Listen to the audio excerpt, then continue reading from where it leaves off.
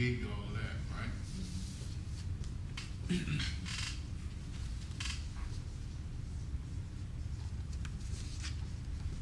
And this principle of Shakti actually lays out what? Everybody remember? The four, right, I forgot what they're called. Like love, knowledge. Yeah, it is the principles of Shakti. It's like the framework in which Shakti will work. Right? It's the karmic framework in which Shakti will work. It is the karmic signatures of life. Okay? So the first one is divine wisdom, or nani, right? Which is a principle, a framework in which Shakti works. Because why? You need to have this all knowledge of the absolute in order to shape, the universe, right? So this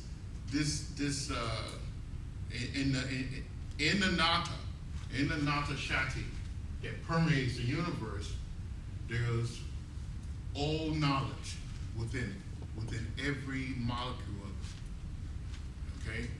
So you have that first. Then you have the universal mind, right?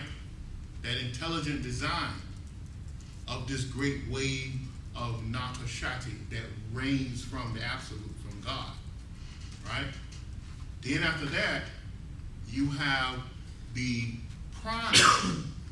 That's where prana comes in at. You have the prana, which gives vitality to this universal substance, this Shakti power. Then you have that love energy, which can be, in the ancient teachings they call it bliss, amana, but what it is a preservational power. It's the great power of love that preserves everything, in the universe. So what do you have here? I Ching said that the love of God never fails. Why?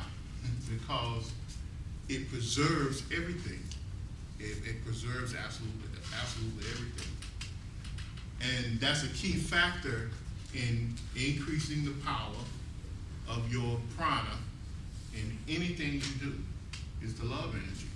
Because it has the ability to preserve the flow of prana radiating from you from point A to point B.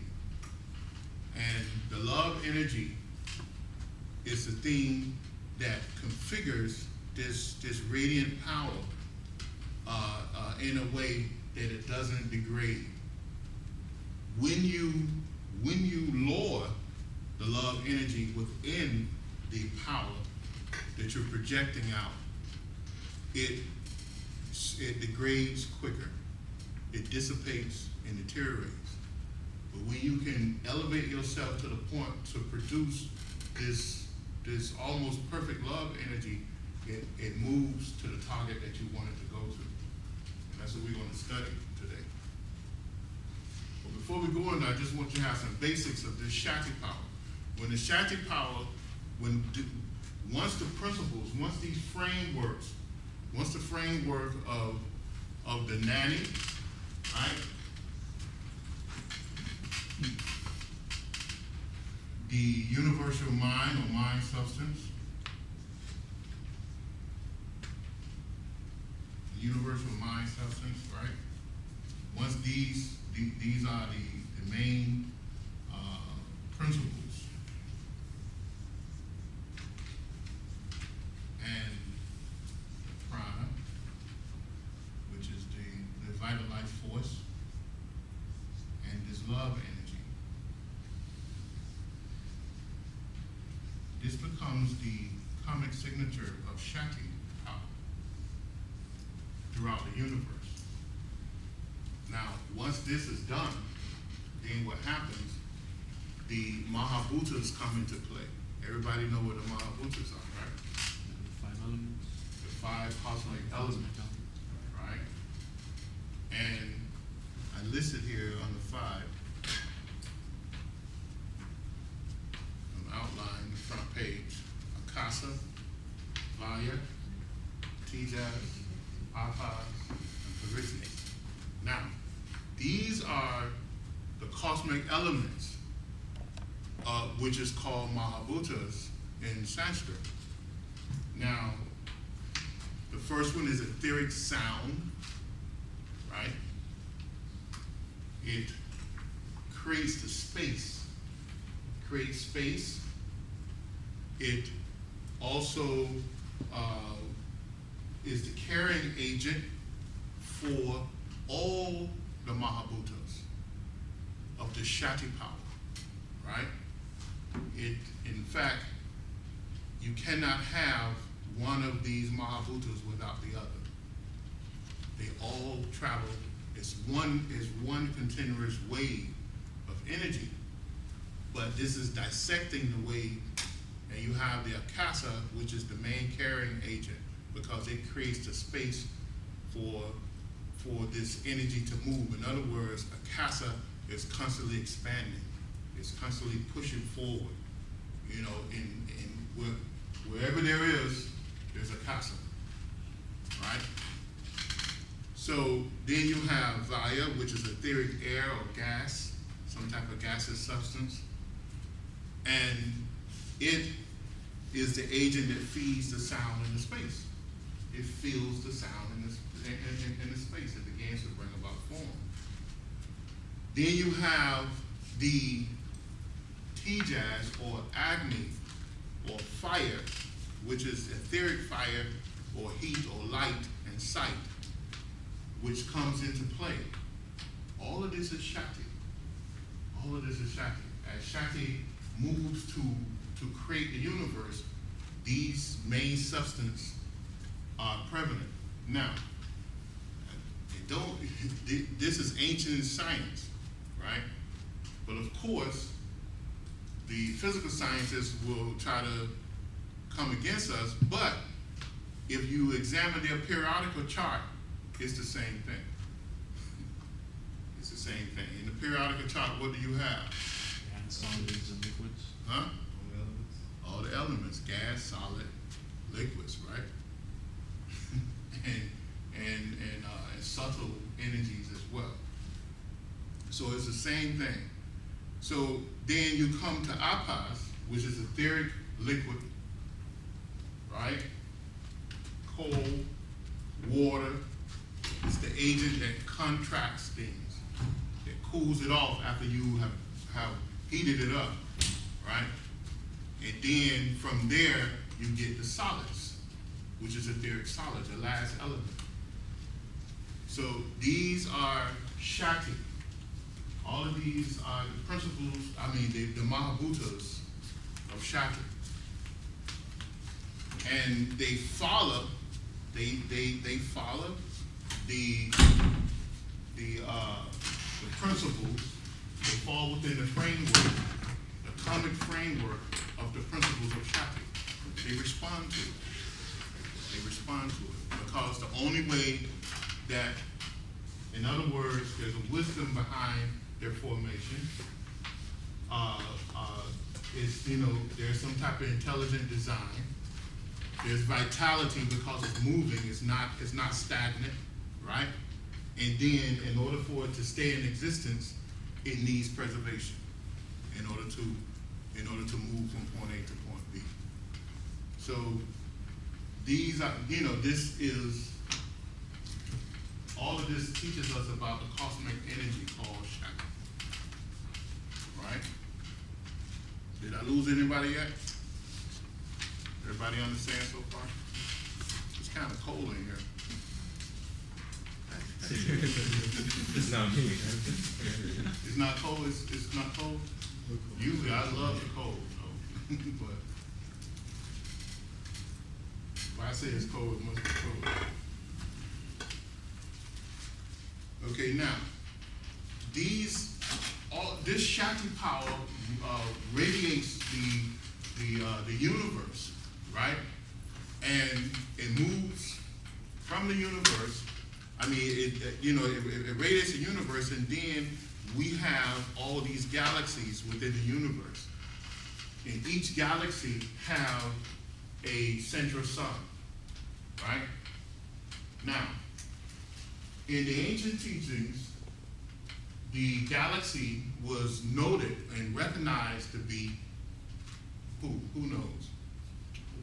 Jehovah, the Lord of creation. That's what the galaxy was named. It was recognized to be Jehovah, the Lord of creation.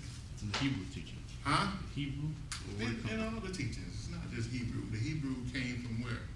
Where the Hebrew teachings came from? from the East. Huh? It came from the East.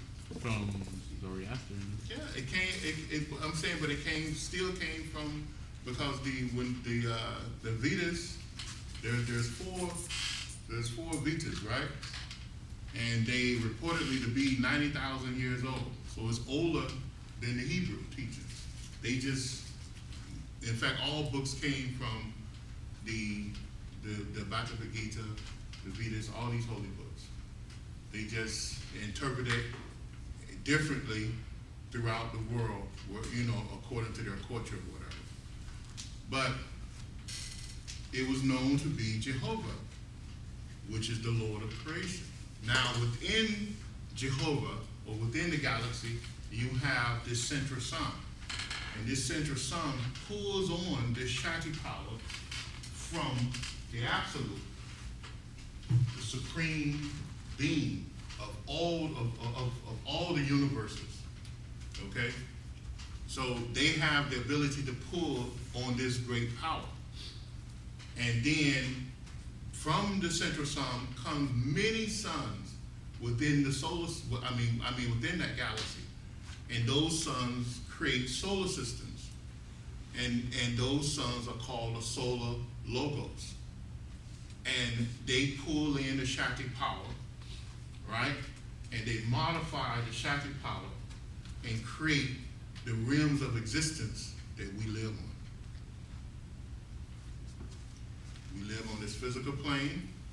We also live on a mental plane. Each one of us live on a mental plane. We have our own mind, right? And when we die, we'll go to a astral or etheric plane, right? So this is all created from the sun. Now, the God of our solar system is who? The sun. Now, this is where the Western people, they get mixed up and say, well, these Eastern people, they believe in gods,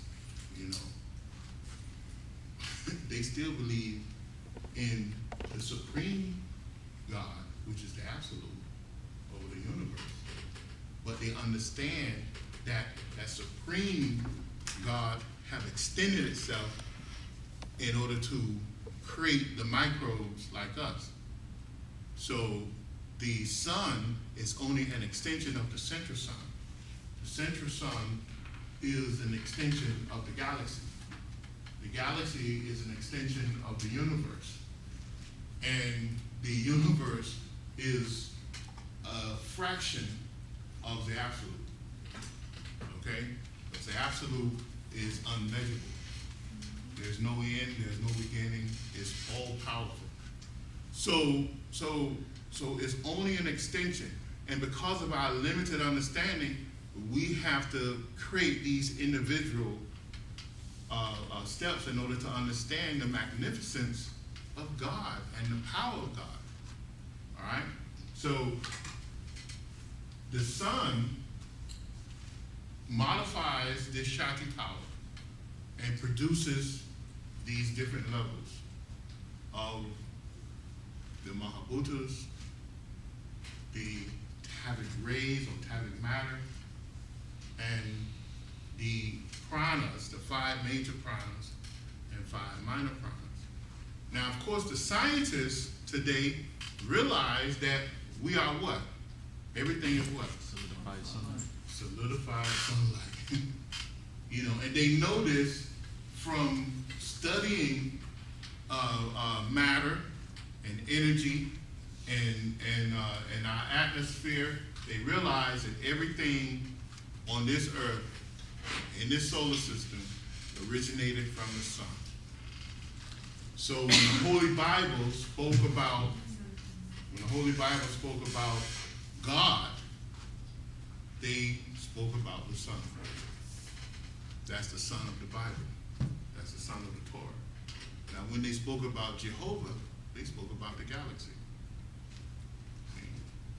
Aphorisms, you know, and the scientists today wonder how they did the things they did because they took another road to another road to intelligence, to understanding. They just didn't rely on the total physical world. You know, they relied on the mystic world. And the mystic world gives you insight on many, many different planes of existence, realms of consciousness. Okay? So, understanding all of this, what we'll do is tap into this thing called prana and know how it works. Now, the Mahabhutas is this cosmic element of the universe, which is also a form of Shakti. It's a higher form of Shakti. The prana is a lower form of Shakti. All right? Mind is Shakti. Mind is energy. And mind is not your brain. It has nothing to do with your brain. Okay? Mind is an energy. And your brain is an instrument for pulling on this mind substance and using it to configure and contain this thing called prana. Okay? And it contains this prana in periods of time and for different methods and different reasons. Okay, so that's what mind does. Mind molds and holds prana in place, or matter, you can say. Because matter is what? Energy. Huh? Energy. Right.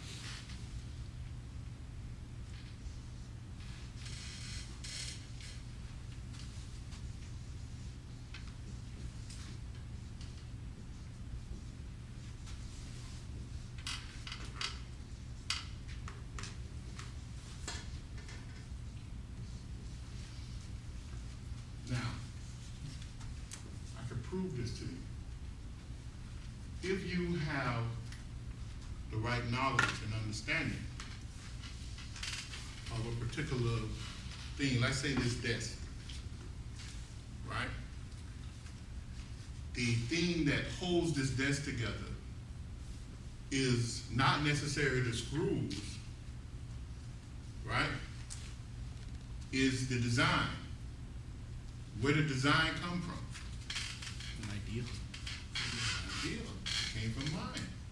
It came from someone studying all the different elements that make up this table and placing them together just at the right angle, you know, with the right bolts, nuts,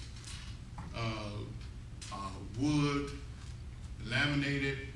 It took some type of intelligent design. It took someone going into the mental world and figuring out all the necessary calculations and configurations in order to have this desk to stand the way it do without falling or shaking or whatever.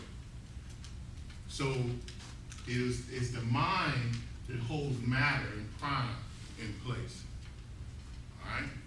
It's the mind. So that is the power of mind. All right? So the next thing we need to understand, and this is in mind, is part of what? Part of what of Shakti? It's the principles, right? One of the principles. It's a principle of Shakti. It's a mind energy, right? The mind is something that moves all the time too.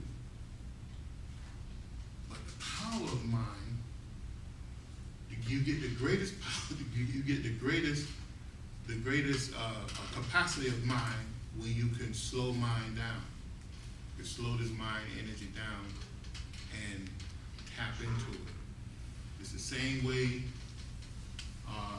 you have a radio, and when you can localize that signal and get it to steady out, you can hear you can hear the sounds moving across the electronic magnetic spectrum of the radio, right? So it's the same thing with mind.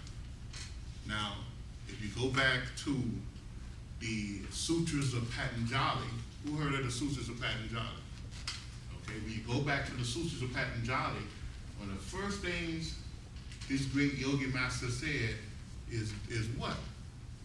Control mind. Stop the modifications of mind. All right? Because why?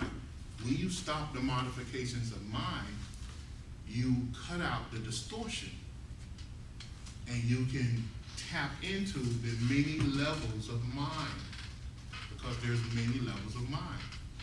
Where are those many levels of mind in your body? The chakras. The chakras. The chakras, the crown chakra, the Christ chakra, the throat chakra, the heart chakra, the solar plexus chakra, the sex chakra, the base chakra, which are the major chakras along the spine. But there's another There's another 90 some chakras in the body. 97 other chakras other than the 7 major chakras. There's a total of 104 chakras in the body. Huh? I mean 108. 108. There's 108 chakras in the body. All right.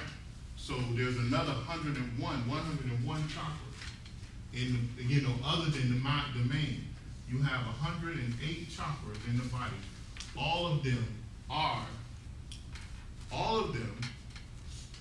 levels of mind, realms of existence, levels of consciousness that you can tap into when you stop the modification.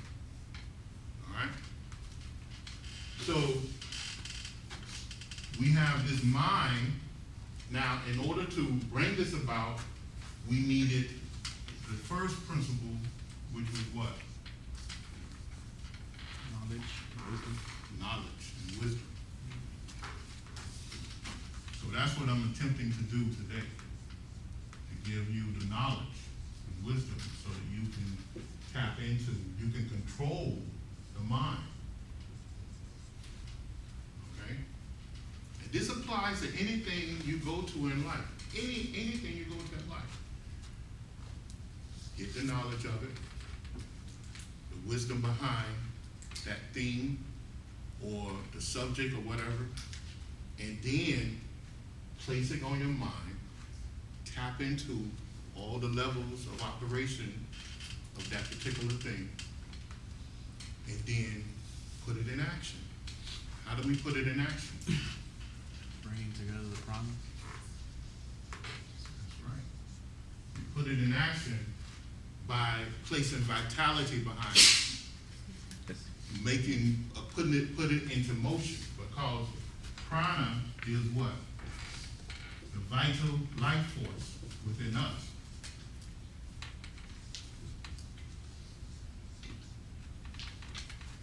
So once you have the knowledge of something, once you have localized it on the mental level and you can understand and tap into all the different operations of it, then you can move towards it, and with this prana, you can put energy behind it, money behind it, time behind it, because money is energy, time is energy, right? Motion is energy, and then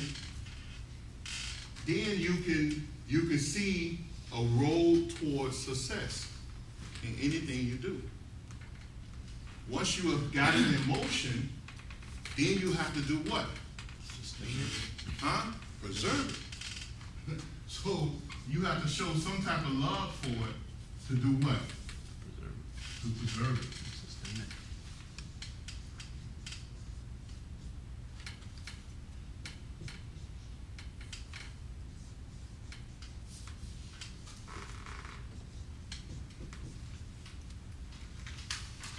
Okay. So these principles was not just thrown at us for no reason. It's there for a reason. And anything you go through in your life, you can use it. Okay? It works. You can fit it into anything you go to. Okay? So the same thing with prayer, right? We go, when we get ready to pray, we do what? Anybody want to demonstrate? Go. Visualization. Visualization, right? Now, first of all, you have to have the understanding behind the prayer. Understand that in order to channel this energy, the wisdom is you have to create this imagination, and from imagination comes visualization, right? So you bring down this tremendous white light, and in this white light, you visualize and imagine that this prana from the universe is coming down to you. Now, mind, now we already know that mind is what? Mind is what? It's an energy, right? Universal. And it does what? What's the characteristic of mind? We just talked about it up here. Molds and shapes. Huh? Molds and shapes prana. It molds and shapes prana. So guess what? If someone was looking at your body your aura, when you are thinking about something, the first thing they're gonna see your aura begins to move when you get into deep thought, right? And the thoughts that you have, it's not gonna be in words, it's gonna be in pictures. Because what happened, if you think about a car, then the car is going to show up on your aura. And a good psychic is going to see that the car comes in and out of your aura. It's just that simple. When the psychic focuses in on your aura, a television screen appears, and they can see what you're thinking. Because why? You create exactly what you think. You create it. It comes out of your aura. It's projected from your chakras, really. And you can see it. So the thing is to stop the modifications, right? Because what happened, usually we have all these crazy stuff on our aura. It's hanging there. Now, energy, scientists tell us the energy what? Cannot be what? Created or destroyed. Cannot be what? Created or destroyed. Created or destroyed. So we have taken, we took this great cosmic energy and pulled it into ourselves, and we modified it into all these terrible things that we think about. Right? We think about hurting someone. We think about, all the drama that goes on in our life. Someone walk by you, I don't like what they're wearing, they look stupid, they look this and that. I mean, all of this stuff is hanging on your aura. It's hanging on your aura. So what's going to happen to that? It cannot be destroyed. So it must be used. So what it does, it builds up on the aura and it falls down into the aura. And we call it what? Samskaras. It becomes samskaras. It becomes seeds or scars on the aura, only to be pulled up again by us when we find ourselves in a particular situation. And it can be used, these samskaras can be positive or negative. That's one reason you have to control the modifications. You have to control your mind and think the right things and guide your mind to focus on positive things, not negative things. Okay? So that's, that's one reason for positive thinking, because the energy cannot be created or destroyed. It can be modified. So all the things you do in your life, it's going to hang on your aura. So you got to make sure that you purify your aura. You got to make sure that you control your thoughts so that you can create the proper destiny for yourself. Because when the moment comes, and this is another way to prove this, all of us have a particular song that's related to some event in our life, right? Maybe the first girlfriend, maybe when your grandmother died, or someone close to you got hurt. A particular song, take you back to those feelings, right? Now, when you play that song, all of a sudden, it stirs up the emotions in you, right? Because why? Because it connects you to that particular memory. Now, of course, sound, as we said earlier, is consciousness, right? Because the only way someone else knows, what you're thinking about is that you speak to them and tell them. You take the mental thoughts and you project those mental thoughts on the physical realm through sound. And that sound represents your consciousness. So, the same thing with music. That's why music plays like that on you. Also, your chakras. If you study the chakra system, the whole chakra system is based on what? Who knows this? Sound. It's based on sound, right? What is what is the a pedal? Everybody heard of the chakra pedals? Huh? The chakra, the chakra pedal is a seed mantra, right? Or sound. What it is, these petals is recognized as seed mantra. Of course, we know mantra is sound vibration.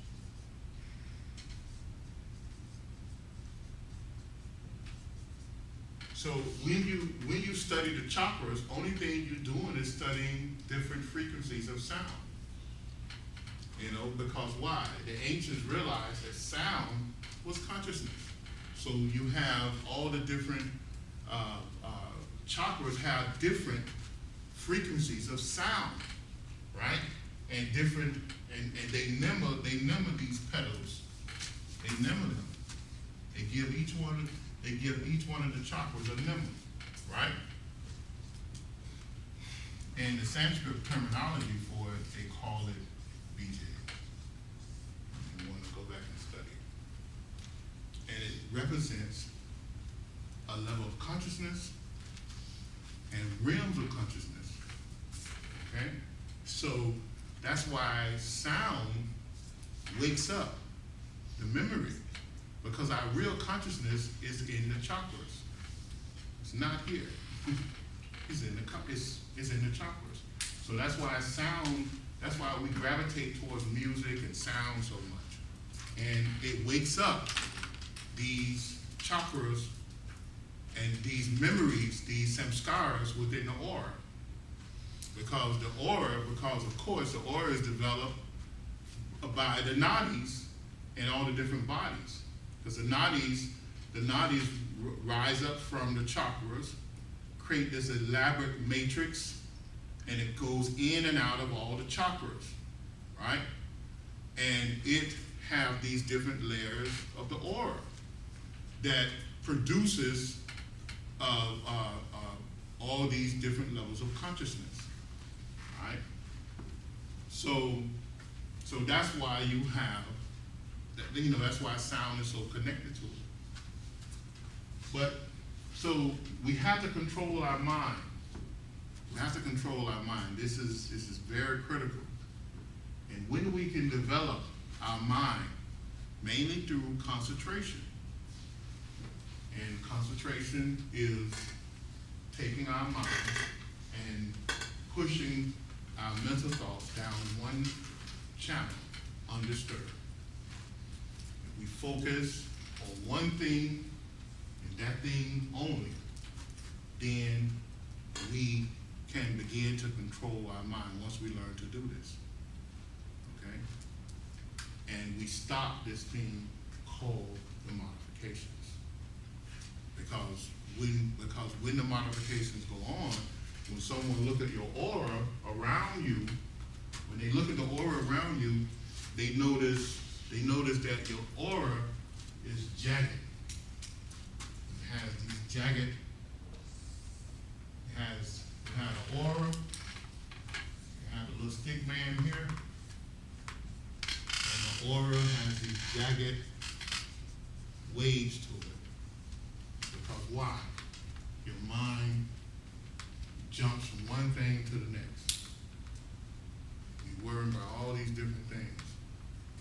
You think about the laundry, getting to work on time, the fact that you hate to go to work, Amen. that you want to get to sleep at a certain time, you want to watch a particular television program, you want to, do all these crazy things, and your mind just like a rabbit, just jumps, and it creates these jagged edges. And behind each one of those thoughts is a particular emotion that goes along with it, that send you like this. And someone looking at you psychically, they say, this person is crazy. But then they turn around and see everybody's like that. When they look at everybody psychically, they see the same thing. Everyone has these jagged waves of like a storm, going on in your aura. You have this stormy atmosphere around you. And when you meet someone that don't, then you say, I better study this person, But this is what happens because of your uncontrolled mind. So concentration, what it does, it stops this. It stops this. It stops that modification. And then when you stop it, you go into this deep state of mind, and you begin to appreciate, what mind is. You begin to appreciate the wisdom that's out there because you begin to notice that you can tap into something and learn a lot about something without having to run to the library or the internet. The knowledge begins to flow to you because you move from a level of concentration to contemplation. And you become the Google instead of Googling everything. You can just tap into your mind, tap into that universal mind, and you begin to understand things for what it is. Okay? So these varieties is stopping us from tapping into the mind. And in Sanskrit, you want to think this is spelling for it. You want to look it up on the internet or with some type of Sanskrit book. So the way to control the mind is through techniques of concentration. Techniques of concentration. So when you imagination and visualization is techniques of concentration. When you visualize something and you hold when you imagine something and you hold it in a state of visualization, that's concentration. And the more you can hold your mind in place, the greater potency you can get out of that. Okay? So that's what you want to do. Now, you want to enhance your imagination and visualization through deep breathing. Okay. Now, deep breathing is the key to all yoga. Okay? Pranayama, it's called pranayama in Sanskrit terminology. Pranayama, you cannot practice a yoga without doing pranayama. Cannot. You cannot practice no yoga. Whether it's Jnana yoga, Karma yoga, Bhanta yoga, Raja yoga, Agni yoga, Mudra yoga, no yoga can be practiced without pranayama. Pranayama goes hand in hand with all yogas. Okay?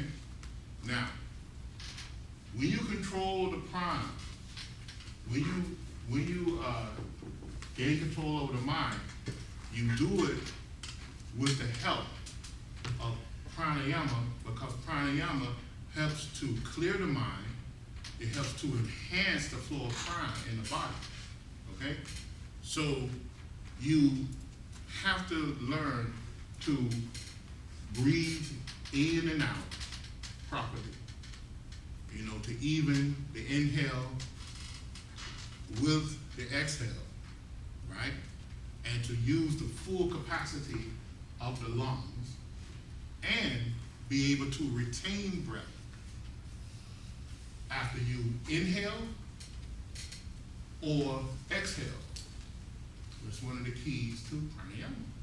You have to learn to be able to do that. Now, the retaining of breath incites what in the body? Who knows? Kundalini. Kundalini. The retaining of breath excites Kundalini. The Kundalini that's already flowing in the body, because over 90% of the Kundalini is dormant, but the Kundalini that's flowing within the body, the retain of breath actually excites the Kundalini and potentizes it and gives you access to the Kundalini, all the Kundalini in the body, okay, through proper practice. So this is, you know, that's one of the great secrets of increasing the prana, right, is pranayama. So while you visualizing this, you need to breathe rhythmically in your visualization in order to increase the flow of pranayama. Coming to the point where how do we preserve this state once we get this flow going? Okay? How do we preserve this state? One of the great secrets to any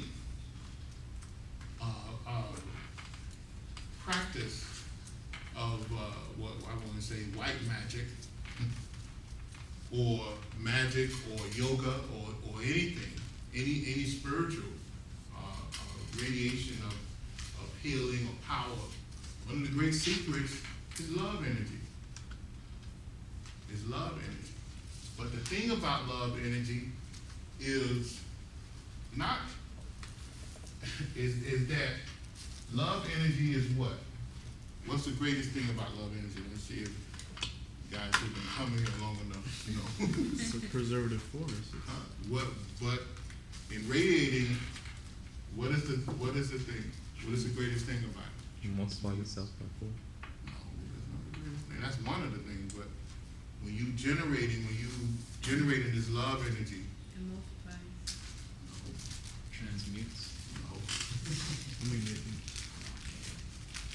It's right there in your nose. Is that right? Right? You remember now? Yeah.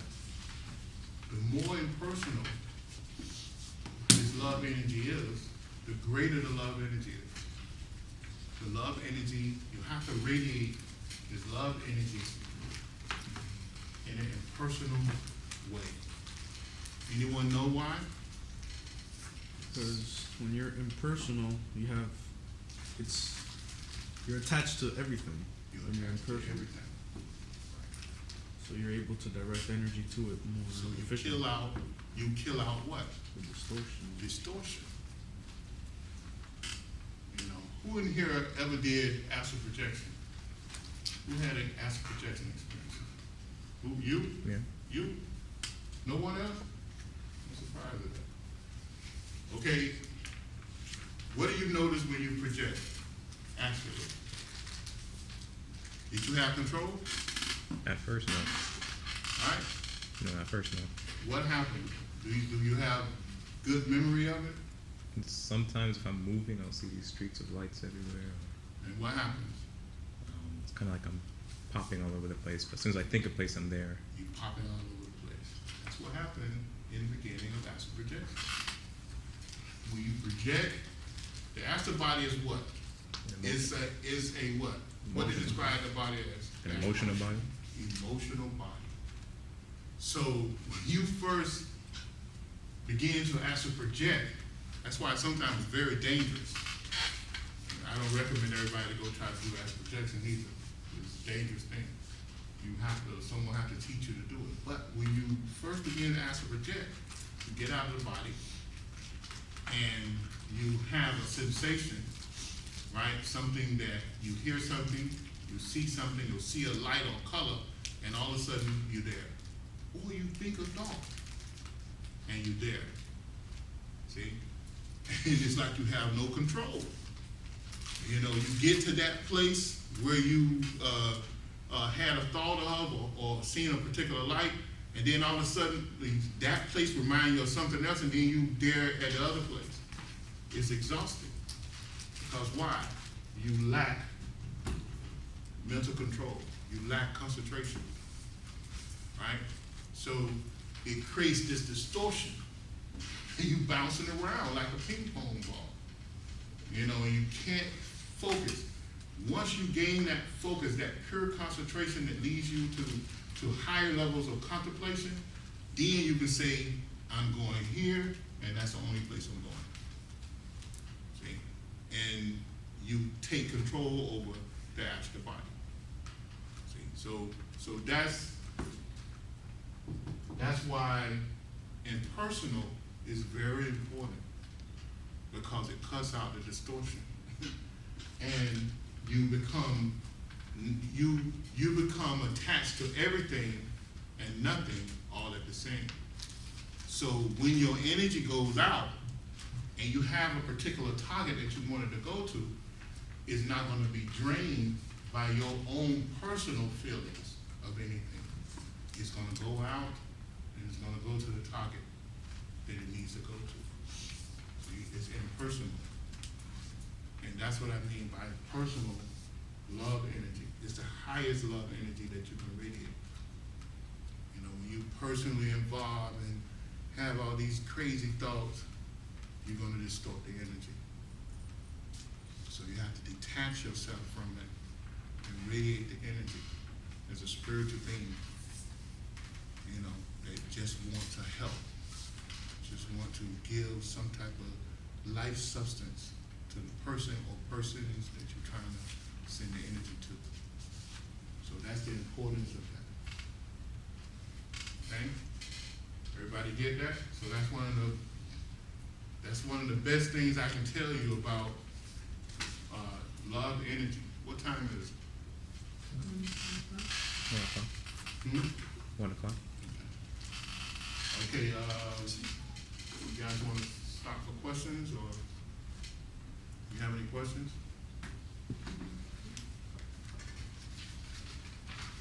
How do you start the pranayama exercise? Just breathing, controlling your breathing? There's several methods. The best two books I know is Contact Your Higher Self Through Yoga, right? By Dr. Sri Yogi Reggie George King, and The Science of Breath, Yogi Ramacharaka. There's another one called Nature Final Forces by Roman Fraser as well. Okay? But that's really complicated to understand. So the first two is very simple. It's very simple to understand.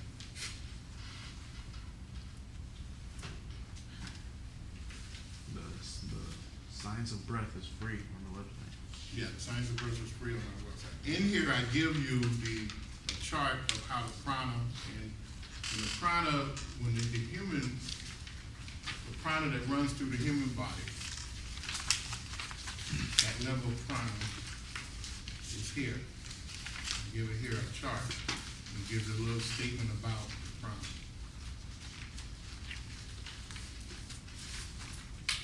Also in the write-up, I give tables.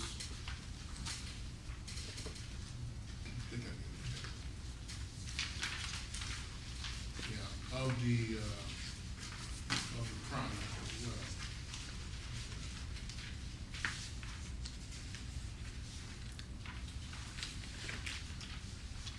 Well, I thought I did. Yes, I did.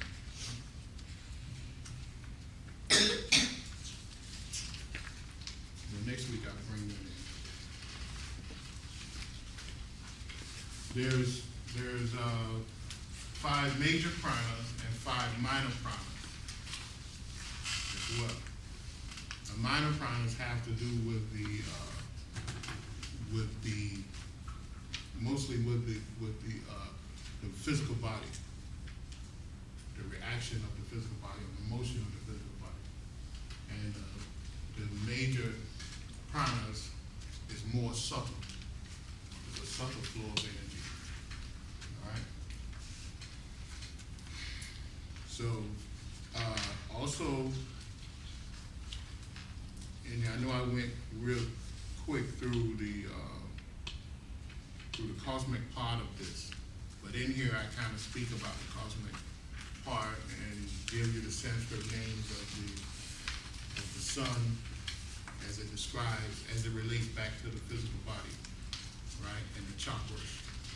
Also give you the nema of Tavic rays and the nema of petals or seed mantras that relate back to the chakras as well. So you can see exactly what I was talking about. And the flow of negative and positive energy around the world.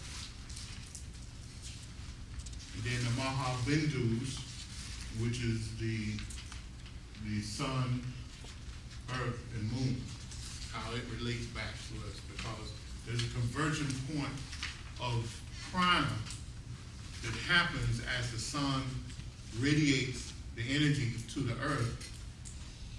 There's part of it that bounces off that's modified by the moon. And these conversion points are recognized in our major chakras. And they help create the world that you see around us. Okay? So there's a real metaphysical science to all of this. It's just not mumbo jumbo. I know the New Age people make it seem like it's mumbo jumbo, but it's not. There's a real science behind it. And it's an ancient science. So now, also, which I don't think I went into, in the back I talk about the mudra that's used, mudra yoga, the yoga of hand signs, right? The yoga of hand signs and position, and what it does, it seals prana in the body and redirect and redistribute prana, thereby enhancing the flow of prana within the body by sealing off one part of the flow of prana, because prana is constantly entering and exiting our body through the chakras, through all the chakras. Prana and mind substance is a constant entry and exit through all 108 chakras, right? So what Mudra Yoga does, it seals off the prana and redirect the prana and redistribute the prana to where you want it to go.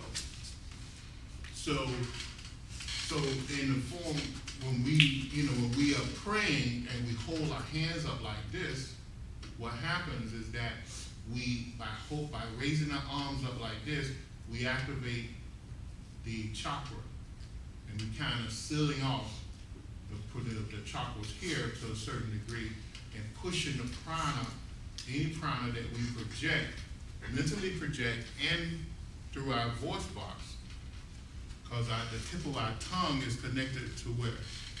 Base of the spine. Where? The base. Base of To the base of the spine, to the kundalini. In fact, the tip of the tongue is a minor psychic center, right? So when you speak, you're actually projecting the power of kundalini in a very potent fashion. And when you speak with reverence and feeling, then you really potentize the power of kundalini that you're projecting, and you're actually impregnating the prana that you pull down through the body and pushing out through the palms of your hands and the tips of your fingers. You potentizing that prana with direction and purpose in your speech, in your mental and physical speech. So the prayer method, when you're holding like this, when you're holding like this, you activate the chakra, and you imagine that the energy is going out through the palms of the hands and from the heart chakra, right? So it's all the science behind it. And by doing that, by using this, by understanding the principles of Shakti and putting it into this prayer method, you're actually potentizing the flow of prana through you. You're increasing it, And the thing about, the more impersonal you get, the greater flow of prana can get to the point. And we're going to talk about that. Someone mentioned what? It multiplies itself? Who said that? Couple of them. Yeah. If I had a stream of prana going to a particular target, right? And they were unreceptive of this. And this is love energy that I'm sending out. And that's why it's sometimes dangerous. Now, if it's impersonal, love energy is highly potent. So what happens is that this person resists it, the energy bounces off its aura, right? But what happens because of the purity of the love energy, it bounces off and multiplies itself by 4.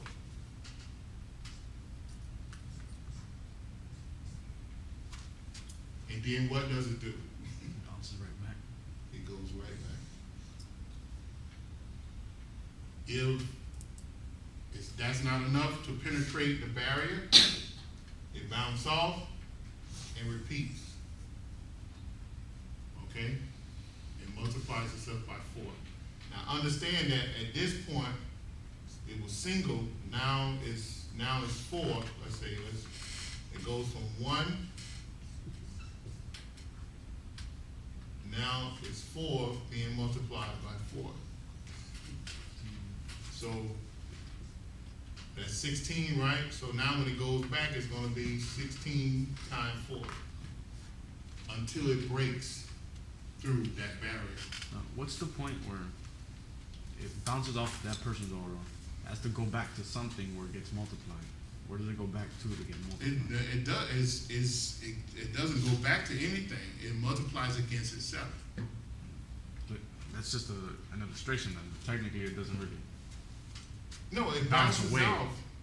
It bounces out to the point where it multiplies and goes back. It multiplies against itself, in other words. So when you send out pure impersonal love, that's what happens. That's the whole thing behind when I Ching said the love of God fails, because the love of God is impersonal. God takes no personal interest in any one of us. You know, because whether you a rapist, a killer, a thief, you know, God still shines the same sun that everyone else is receiving. Still give you breath, life is, you know, is impersonal. You know, so the personal love that you tap into is the love of God, and it has its effect. The person must change. They must accept it or be changed by it, in other words, by the love. They must accept the love or be changed by the love. You know, and it's the same thing with us, right? They say karma is what? Pressure towards what? Conformity. Karma is the love of God. Because as we move through life and we do wrong, we only do that wrong for so long, right? Because why? We know just by common mathematics that a negative number multiplied by a negative number equals what? A positive number. So we continue to do negative things over and over and over and over again. It's going to multiply itself against itself. It's going to create a positive result. The positive result is that we wake up and we realize that we got to do the right thing. So it's just science. It's just science. It's metaphysical science. Okay? So the love of God is totally impersonal. It's totally impersonal. And that's the love that we're trying to reach. When we reach that level, we can love everyone, regardless of how stupid they are, right? Regardless of how much they make us sick. Regardless of whether we can stand them or not, we still reach out and help them on any level. Because why? Because we have become impersonal in our actions towards conformity. And that's the law of karma. If we truly want to be karma yogis, then that's what we must do. We must always give the person the benefit of the doubt. All right? Because God will. Satan will go to hell 100,000 times, but one day he'll make it to heaven. Because why? God never gives up on him. All right? So is there any other questions?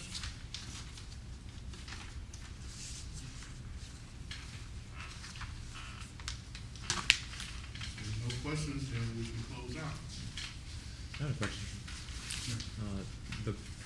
The prana around us that's contaminated. It's that gray mist that we walk through. Is what? Contaminated. And what contaminates the prana around us?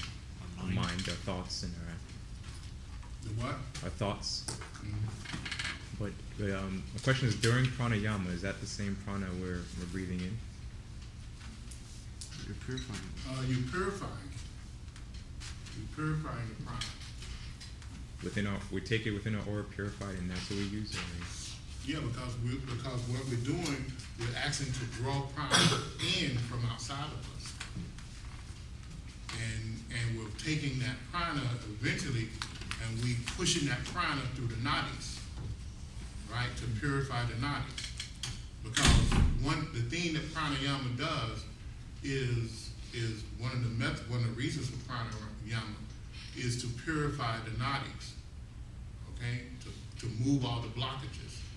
And when you move the blockages from the nadis, then you can begin to move the blockages from the aura, and then you can begin to move the blockages from the chakras, which we have created over hundreds of lifetimes.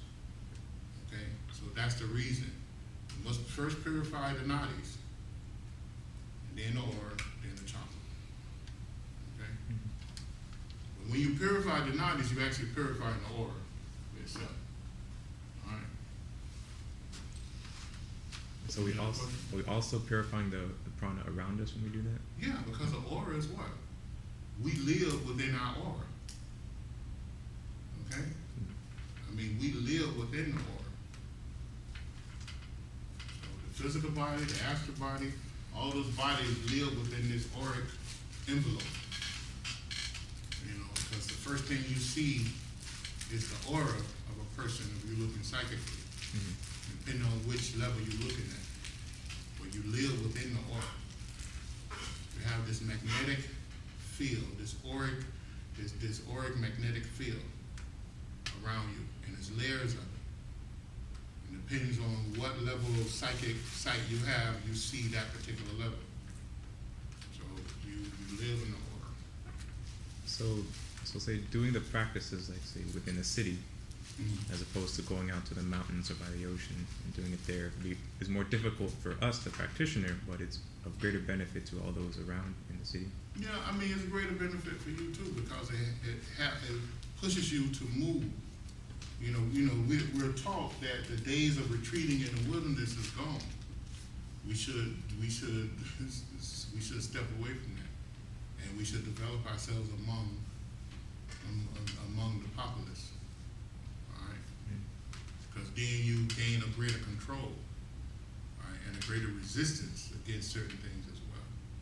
When you go through the 8 limbs of yoga, the more code that you have to follow, you know, you're challenged more by being around populated people than just being in the cave. How can you challenge a moral code by being in the cave?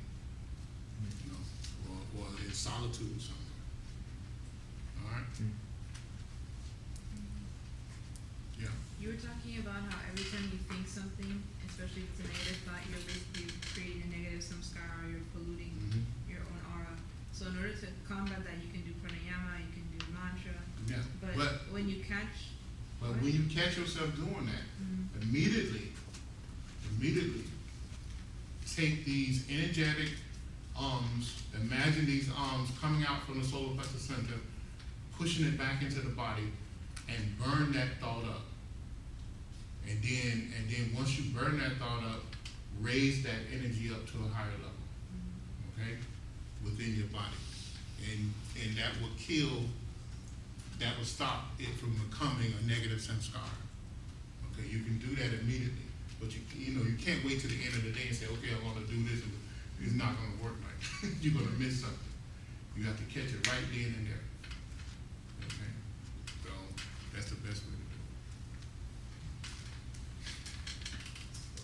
Here in page number 4, you have given this table. The what? Page number 4, there's a table. For every chakra, you have given the bijas or seed mantras. Yeah. So it's like if you want to activate a certain kind of chakra, you have to say those mantras or something? Well, it's more than that.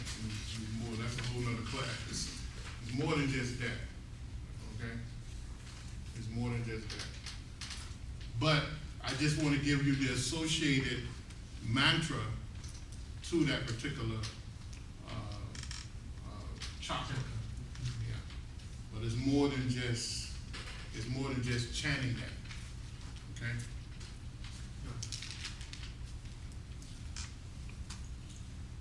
And what are those number of petals? You've given 1,000 petals and then you have specified the numbers. Where?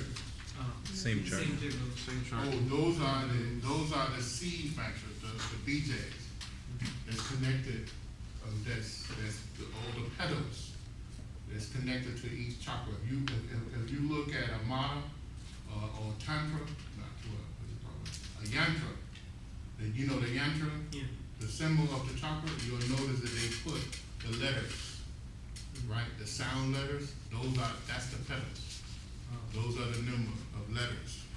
There's 50 letters in the Sanskrit alphabet, and when you count them from bottom to top, they come to 50, and they fit into each one of the chakras. And each one of those letters represents a particular power, a sound of consciousness, a particular mind substance, a particular prana, and it also represents a particular diva that operates there. All right? And the diva controls that flow of energy that's there. It guards the door or the power of that petal. All right? So all these petals with the specific chakra, are they multiplied to make it 1,000? What? I mean, you said the number of petals is 1,000-ish. No, at the top. Oh, okay, yeah. You go into a whole different level then.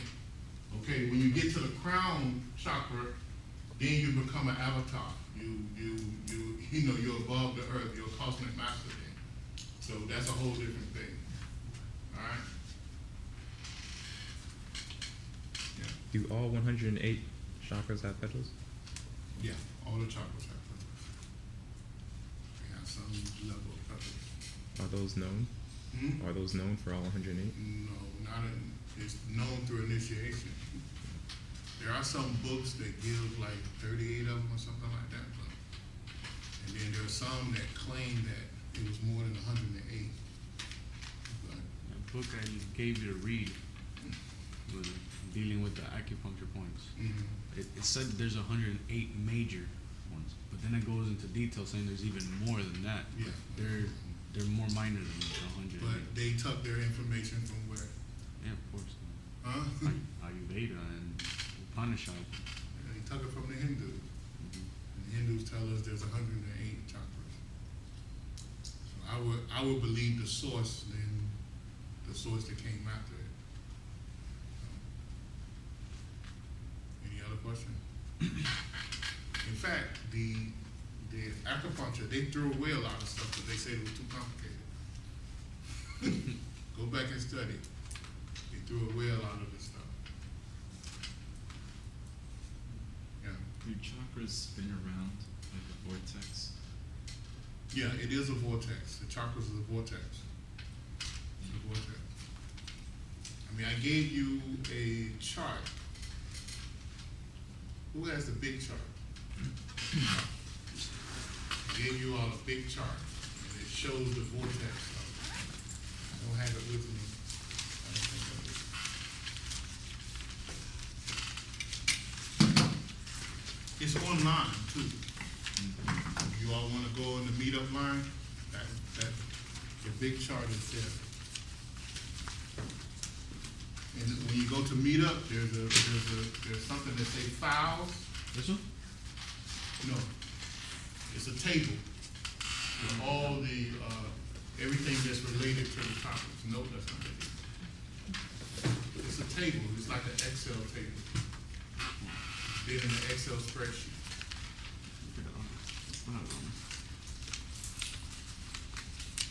And I list all the different energies and all the different so-called deities and divas and all that connected to the chakras. You know what I'm talking about now? The colors. No, that's not it. The one that has the Mahabhutas and everything? Yeah, it has everything on it. You know, all the known stuff. But it's on the Meetup website. If you go there and go to the files, you can see all the different old files. And you'll see a chakra, I think it's called a chakra table or whatever. You have it, Dwayne, don't you? Yeah, it's somewhere here. I'm not sure what class it is. But that shows that it's a vortex. It kind of looks like this one, right? But not this one? No, it's not. It has no picture on it, just have the table. It's just have the table. Sometimes when I visualize a white light into the heart center, visualize it spinning, like a white light spinning. Don't try to do that. Don't do that. You'll mess up something. Okay? Don't do that. And don't concentrate on any psychic center or chakra. Don't concentrate on the chakra. Don't do that. The only chakra that is kind of safe to put a slight concentration on is the heart chakra. But don't do concentration on any other chakra unless you instructed by someone and they standing right there to help you, to walk you through that. Other than that, you can create an imbalance that'll take you a couple lifetimes to correct. So be very careful about concentrating on any chakra. All right? And can you point out the difference between like when you're calming that, blanking your mind?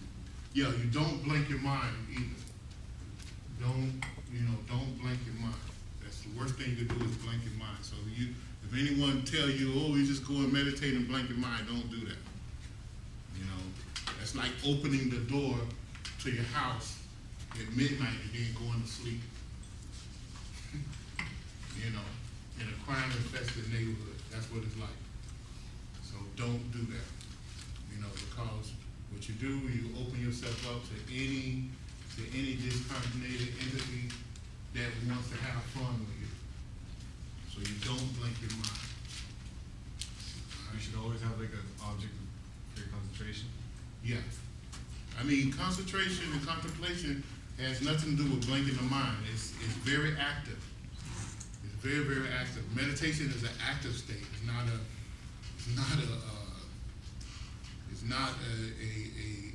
blanking state. No. Now, when you get to a certain level of concentration and contemplation, you do feel a calmness, but the calmness you feel is that you stop the distortion, and now you can focus in on whatever you want to do. It's not just you just drifting there. That has nothing to do with that. So don't blink the mind. Stay away from blinking. Always have like a focus or like a goal. Hmm? You should always have like a focus. Yeah. If you're concentrating on something, then you have a focus. You have a target. It could be the breath, it could be the candle. Yeah, it can be mantra, it can be a candle, it can be a particular book or subject, it can be a pranayama, but it's always something. It's not just blanking the mind. Don't do that. And then you don't concentrate on the flow of energy because the chakra is spinning in many, many different ways. And it's doing that right now is at the will of the soul, and the higher self, or the higher self, not necessarily soul, but the higher self. So you don't want to create any distortion there, because you already created enough distortions over the last several hundred lifetimes. So you don't want to add to it. All right, you didn't find it? No, it's not perfect. All right, I think I.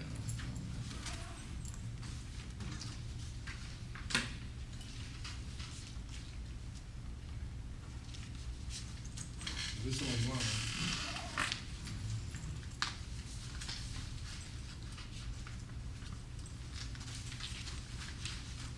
Let me see if I can find it real quick.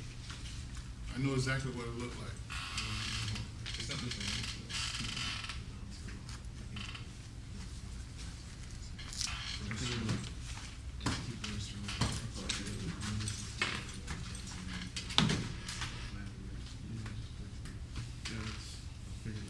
That's really itself.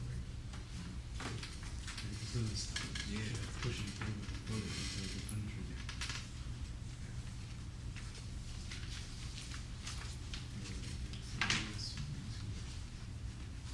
Let's get ready to close out with a prayer.